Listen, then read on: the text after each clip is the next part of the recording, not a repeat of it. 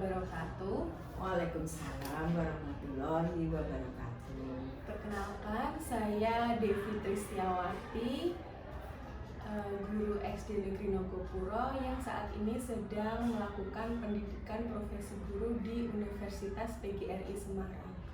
Pada kesempatan kali ini, saya bersama dengan Ibu BRA Rahayu Setianingsih MPD selaku pengawas SD di Kapanewon, Depok, Sleman. Hari ini saya akan melakukan wawancara terkait LK 1.2 yaitu eksplorasi penyebab masalah. Terima kasih Ibu Rahayu atas waktunya. Jadi saya ingin menanyakan tentang penyebab masalah yang menurut sepengetahuan Ibu. Jadi di sekolah kami SD Negeri Nogopuro, khususnya di kelas saya di kelas 3 itu siswa di kelas 3 itu memiliki konsentrasi dan motivasi yang belajar itu yang kurang. Menurut pendapat Ibu, apa sajakah faktor yang menjadi penyebab kurangnya konsentrasi dan motivasi siswa dalam belajar? Baik. Kalau menurut saya itu konsentrasi dan motivasi itu akar masalahnya ada dua. Yang pertama dari keluarga atau rumah itu sendiri, mungkin siswa tersebut perlu dipertanyakan apakah gizinya cukup untuk mengikuti pembelajaran sekolah dasar. Dalam kondisi maaf nih perut yang lapar, mungkin siswa tidak konsentrasi, bisa jadi itu. Yang kedua perlu dicari penyebab apakah siswa itu di rumah sebelum sekolah itu ada hal yang membebani atau tidak, atau pertanyaannya apakah siswa itu senang bersekolah. Itu yang pertama. Yang kedua penyebabnya justru dari sekolah itu sendiri. Anak-anak tidak konsentrasi, tidak termotivasi belajar, itu mungkin lingkungan belajarnya yang kurang tepat. Bisa dari teman-temannya, atau bisa jadi maaf nih dari unsur gurunya. Kalau dari unsur guru mungkin model pembelajarannya yang kurang menarik, bisa jadi gitu. Apakah perubahan dari pembelajaran yang selama 2 tahun pandemi ini daring ke pembelajaran tatap muka itu berpengaruh terhadap konsentrasi dan motivasi siswa dalam belajar? Kalau menurut saya sangat berpengaruh, karena ketika pembelajaran mudahnya mudah daring, peserta didik belajar dari rumah, guru mungkin kontrolnya saat itu kurang maksimal, sementara orang tua wali murid mungkin juga karena kesibukannya tidak sempat memperhatikan anaknya di rumah belajar itu, karena kita itu masih siswa sekolah dasar yang kemungkinan itu kemandirian belajarnya itu masih perlu ditingkatkan. Maka ketika kemudian berpindah ke tatap muka, sangat wajar jika ini menjadi salah satu tantangan menurut saya, tantangan bagi guru bagaimana mengembalikan motivasi belajar peserta didik itu di sekolah kembali seperti yang dulu sebelum pandemi. Lalu identifikasi masalah yang kedua itu kemampuan literasi dalam menulis, membaca, dan berbicara siswa itu rendah. Menurut Ibu, kira-kira penyebab masalah dari kemampuan literasi anak yang rendah itu apa? Khususnya yang siswa sekolah dasar. Iya. Yang pertama karena memang satu kebiasaan mungkin yang anak sekarang itu kan sukanya sesuatu yang rasanya instan gitu ya. Jadi ketika anak-anak itu diminta untuk membaca, coba saja diminta membaca buku yang deskripsinya agak panjang, itu males banget gitu ya. Nah, yang kemudian yang kedua itu karena memang masa pandemi COVID kemarin itu betul-betul peran guru lebih besar itu sebenarnya ada di rumah. Ketika di rumah itu anak-anak juga tidak terkondisi untuk bagaimana dia belajar menggunakan buku membaca dan bagaimana dia mencoba mengungkapkan apa yang masalahnya dalam pembelajaran, itu menjadikan anak-anak itu kompetensi di bidang itu menjadi semakin rendah. Kan kalau sebelum pandemi itu para guru mungkin kelas 1 nih ya, lebih telaten untuk ngajari mojo gitu ya, telaten lain, terus ada siswa yang belum bisa membaca, ya bagaimana guru mengkondisikan kan gitu ya. Itu jadi menurut saya ya penyebabnya itu ya karena pembiasaan yang kurang. Berarti apakah peran orang tua itu penting dalam menumbuhkan literasi anak? Sangat penting, sangat penting. Terlebih di era sekarang ini, kurikulum merdeka itu harus ada kolaborasi yang sangat baik antara guru di sekolah dan orang tua di rumah untuk membantu peserta didik ini satu lebih mandiri dalam memampukan dirinya. Jadi untuk meningkatkan kompetensinya, kemampuannya, misalnya dalam literasi, dalam numerasi, membaca, menulis dan sebagainya. Itu kalau mengandalkan guru di sekolah itu jelas waktunya kurang. Yang kedua, para guru di sekolah itu kan ngampu rata-rata nih 20 siswa per kelas gitu. Berbeda ketika orang tua menangani putranya di rumah kan bahasanya Jawa itu nangateni cah siji karo cah loro kan berbeda dengan yang guru. Jadi itu butuh pendampingan harusnya secara individu kan, individual banget kan, diferensinya tinggi banget. Kebanyakan sebagian siswa kelas 3 itu kesulitan dalam menyelesaikan tugasnya, jadi tidak tepat waktu dalam menyelesaikan tugasnya. Menurut Ibu itu apa penyebab siswa itu mengalami kesulitan untuk menyelesaikan tugas tepat waktu?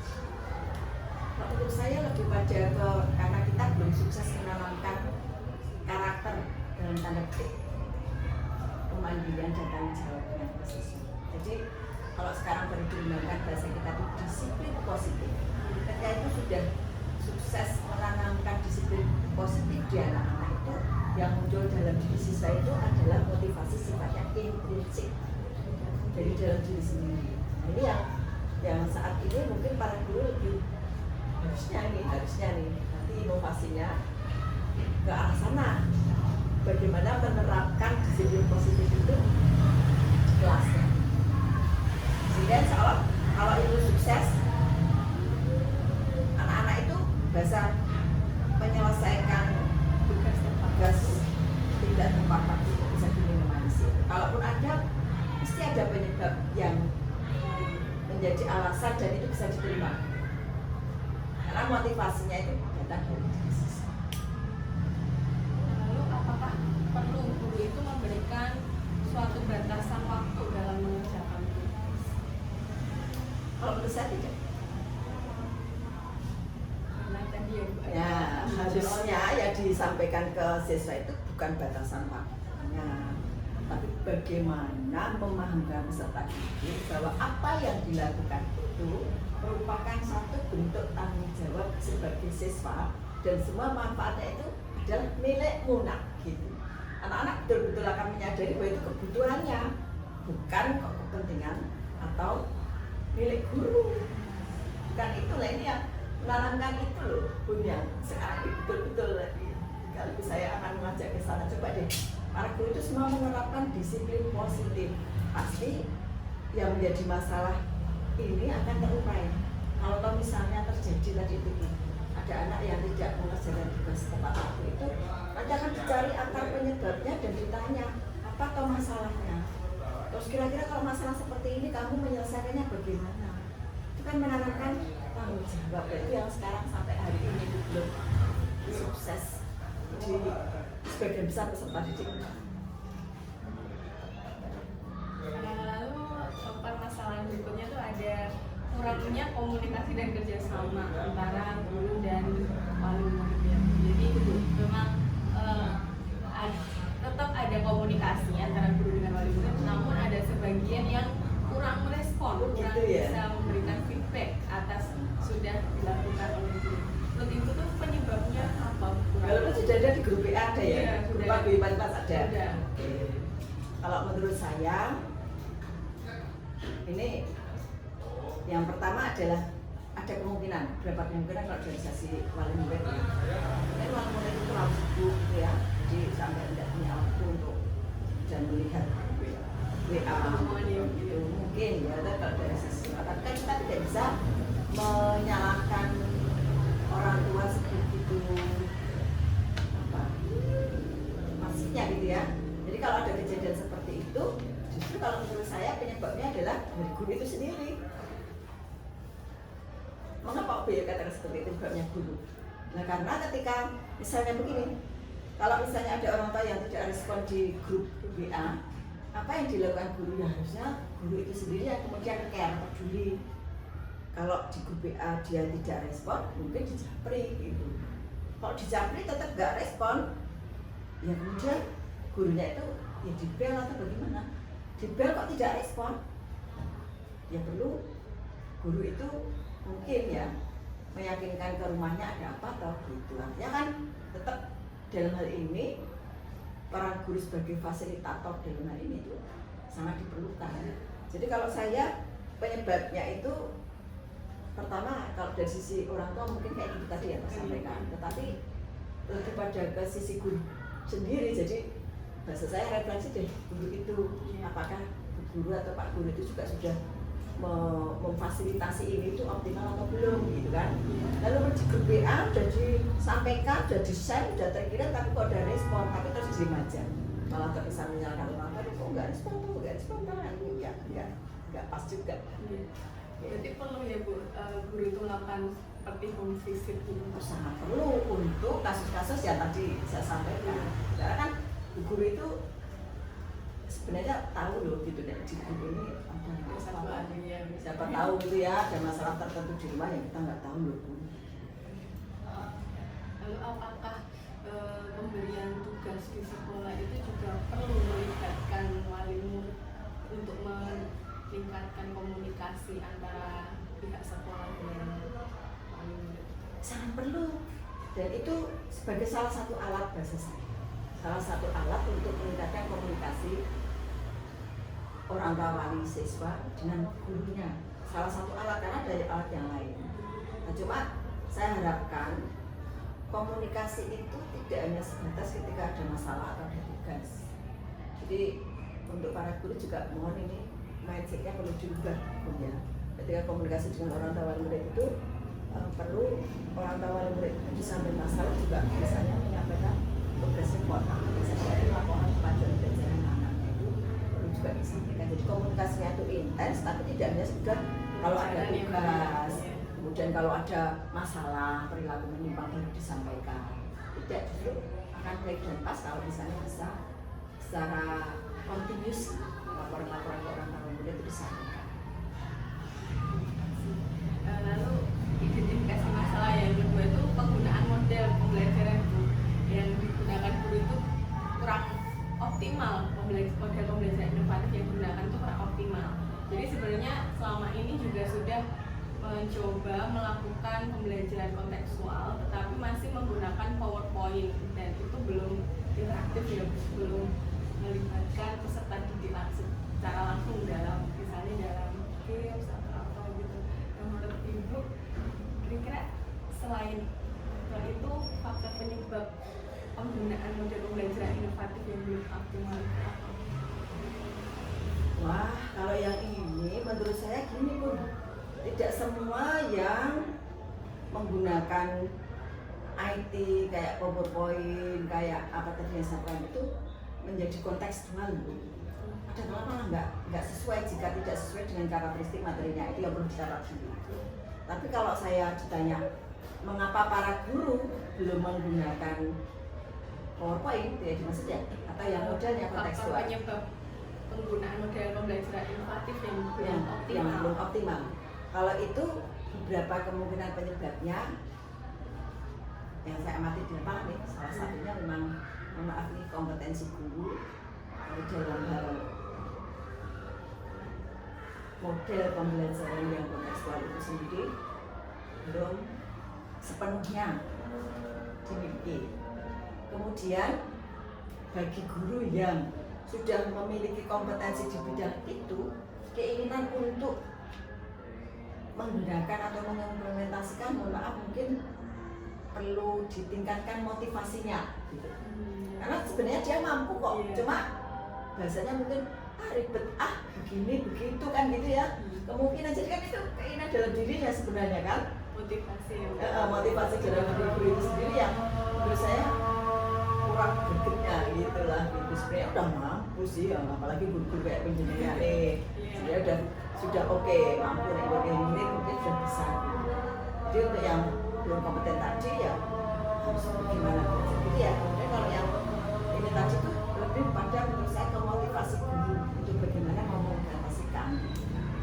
Itu saja sih yang menurut saya yang faktor penyebabnya. Apakah ada faktor penyebab dari segi siswa menurut Ibu? Gak boleh dong siswa menjadi bahasanya itu pihak yang itu kan justru yang kita garap. Kalau kita fokus kepada peserta didik justru itu yang kita garap. Untuk pembelajaran kontekstual itu kalau kita fokusnya pada peserta didik kan kita ingin melayani kebutuhan peserta didik. Jadi apapun kondisi siswa kita itu tidak jadi persoalan. Faktor siswa itu nggak menjadi halangan atau penghambat. Justru itu tantangan guru. Contoh tadi itu ketika siswa belum termotivasi, bagaimana gurunya bisa menjadi motivasi kan gitu. Jadi bukan motivasi siswa menjadi halangan untuk implementasi model kan? Nah, bukan itu. Jadi tetap harusnya belajarnya para guru gitu.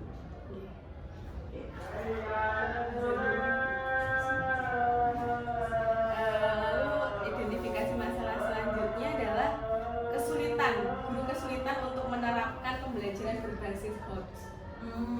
Gitu. Menurut Ibu penyebab masalahnya apa? Kalau guru itu kesulitan Menurut saya menerapkan pembelajaran. kalau guru yang kesulitan itu kemungkinan ada dua hal seperti yang tadi juga kok. Sebenarnya satu, guru itu memang betul-betul belum mampu atau kompetensi tentang HOTS itu sendiri belum paham 100%. Yang kedua, mungkin karena juga motivasinya, sebenarnya guru itu sudah tahu kok. Tapi kan biasanya kalau guru itu mengajar gini aja kemarin bisa, mengapa harus begitu, mengapa harus yang baru lagi kan gitu ya. Enggak, padahal kalau yang sekarang ini guru yang kurikulum merdeka ini nggak bisa loh akan mengatakan seperti itu karena apa? Semua kesulitan guru kalau ini penyebabnya yang nomor satu loh. Pokoknya ada dua hal nih, saya harus sekali lagi hanya itu aja. Guru itu memang betul-betul belum mampu. Kalau dia belum mampu, belum kompeten, maka treatmentnya adalah satu, belajar bersama atau belajar mandiri. Belajar mandiri itu bisa dengan membaca DPMM. Kalau belajar bersama bisa komunitas satu satuan pendidikan. Kemudian komunitas di KKG atau komunitas daring silakan, gitu ya. Terus kalau yang penyebabnya apa namanya ini? Kurangnya motivasi guru mengimplementasikan saja ini mampu. Oh, kayak Bu Dewi ini contohnya nih. Dia kan sangat mampu toh gitu. Sangat mampu tapi kadang-kadang tidak menerapkan itu ngapain toh deh gitu ya. Ngapain toh mau nggak menerapkan itu. Ribet begini pada saat tanya itu oleh ngetok kayak alat peraga dan sebagainya misalnya memerlukan kan menjadi mengganggu di situ bukan pada kemampuan. Ini yang selanjutnya yang terakhir pemanfaatan teknologi dalam pembelajaran itu kurang optimal. Itu apa saja penyebab pemanfaatan teknologi dan Kurang optimal. Kurang optimal ya, Hmm. benar ya. Kurang optimalnya tuh kalau menurut saya tuh kurang bisa melibatkan siswa dalam pemanfaatan teknologi itu belajar. Padahal sebenarnya para guru sudah punya HP Android ya kan, sudah punya HP Android, sudah punya laptop ya kan, di kelas-kelas sudah ada LCD. Ya. Pertanyaannya kalau saya sih mengapa gitu ya? Pertama tetap dua hal kalau menyangkut ditanya mengapa pintunya itu. Satu, karena kompetensi yang memang perlu didorong atau didorong nih di khusus di IT-nya itu. Yang kedua, lebih pada ke motivasi untuk mengimplementasi. Terus, nah ini perlu tambahan satu lagi nih saya yang model ini. Kreativitas guru yang perlu ditingkatkan ketika dia harus misalnya mendesain sebuah pembelajaran berbasis teknologi. Mau buat video, kan? Para guru paling tidak harus meluangkan waktu untuk bagaimana membuat video itu interaktif yang teknologi. Mau membuat paparan PowerPoint, para guru juga harus kreatif dan mau meluangkan waktunya karena sudah mampu toh. Kembali lagi jadi, mohon maaf mungkin kalau agak apa nih jelek dikatakan itu enggan kalau tidak boleh dikatakan guru males deh gawe gitu ya. Nah, tetapi kalau untuk sekarang ini Bu, yang paling utama adalah kreativitas. Karena apa? Semua media itu sebenarnya kalau ibu mau menggunakan itu ada di teknologi digital kita yang hanya di satu genggaman ini. Nanti kalau membuka di PMM, di sana banyak yang bisa digunakan. Kalau misalkan seperti apakah menurut ibu tuh cukup efektif? Misalkan siswa itu terkadang dibolehkan untuk membawa HP ke sekolah jika ada pembelajaran yang berbasis Oke. Pertanyaannya itu ketika para guru itu mampu mengendalikan situasi pembelajaran sehingga HP itu benar-benar dimanfaatkan secara efektif, saya akan mengatakan sangat efektif. Di kesiapan guru mengendalikan situasi pembelajaran. Karena kalau sekali lagi kalau siswa itu kan subjek yang belajar, nggak boleh kemudian kita kok siswanya begini, udah kembali lagi pokoknya apa yang terjadi ke siswa itu udah kita gurunya begini ya gitu. Ya tapi kita nggak beriringan. Jadi semua kembalinya sebenarnya ke kita. Gitu. Kita ini maunya seperti apa sih anak kita? Itu kan kita dari kontrol bahasanya gitu, kontrolnya tadi di kita. Bagaimana kita mengendalikan situasinya. Muridnya mau begini, saya harus begini. Saya pengen murid saya begini, saya harus begini. Jadi kebanyakan lah menggunakan kita itu untuk saat ini. Karena kan teknologi digital berkembang nih. Iya. Untuk saat ini saya mengatakan efektif, tapi tidak di situ. Sehingga gampang guru mampu mengendalikan situasi pembelajaran. Karena kan tidak menutup kemungkinan karena teknologi yang awalnya bagus, kemudian pembelajaran hanya kita salah, bukan salah menyampaikan, salah ketika situasi kita kendalikan justru malah yang dilihat anak-anak bukan seperti yang kita harapkan. Itu kan kembali lagi kontrol kita kan gitu. Iya. Banyak yang misalkan apa banyak penyebab itu yang sebenarnya disebabkan dari sisi gurunya sendiri. Kalau menurut saya iya, karena guru itu bahasanya itu adalah fasilitator. Fasilitator itu kan memberi kemudahan siswa kita untuk belajar. Jadi hal yang sekarang itu dirasa sulit oleh siswa tentang tadi konsep, tentang literasinya, tentang apa itu kan hal yang mungkin dirasa siswa belum sesuai tujuan yang diharapkan, masih jauh begitu. Sebenarnya kalau kita mau bahasa kita itu sekarang refleksi, melihat flashback ke depan apa tuh yang saya lakukan. Saya pengen apa, kemudian siswa saya itu pengennya mau seperti apa, kan kita jadi guru punya mimpi gitu ya. Itu mimpi kita tuh siswa kita maunya pengennya apa tuh? Kalau mau siswa kita tadi itu pintar berbicara, itu tadi ada yang pintar berbicara, kita ingin ya jangan guru itu hanya ceramah.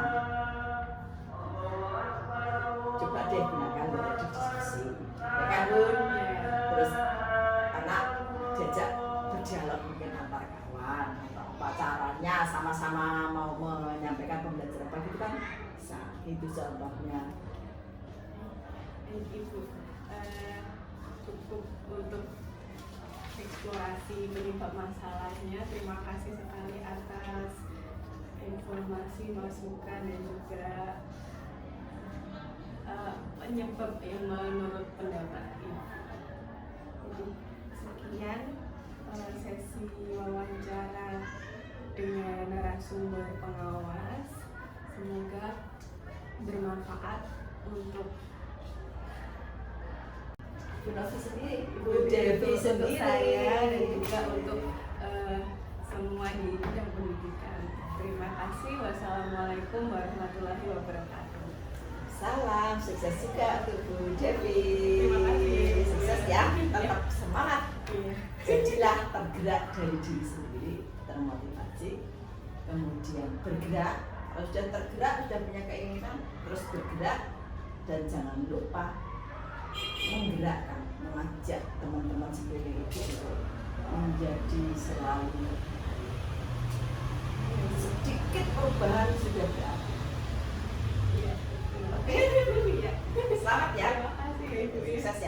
Oke.